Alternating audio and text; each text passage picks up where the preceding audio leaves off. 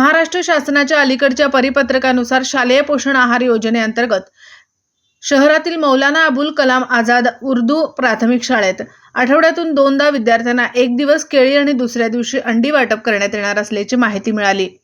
दिनांक 9 फेब्रुवारी रोजी भारत एज्युकेशन सोसायटीचे उपाध्यक्ष हाजी अब्दुल रशीद इस्माईल मुल्तानी, संस्थेचे सचिव यांचे प्रतिनिधी मोहम्मद फारूक बागवान, मुख्याध्यापक शेख मोहिउद्दीन सह शिक्षक अबेदुल हक, हाजी अब्दुल खालेक, मोहम्मद अवेस, मोहम्मद जुनेद सर्व प्राथमिक शाळेचे शिक्षक उपस्थित होते। आठवड्यातून शुक्रवार आणि बुधवार या दिवशी विद्यार्थ्यांना शासनाच्या शालेय पोषण आहार योजनेअंतर्गत शालेय विद्यार्थ्यांना पोषण आहार आता नियमितपणे वाटप करण्यात येणार। अतिक अहमद, तालुका मुदखेड, जिल्हा नांदेड। दिवसभरातील घडामोडींचा आढावा घेण्यासाठी पाहत रहा N24 मराठी न्यूज चॅनल।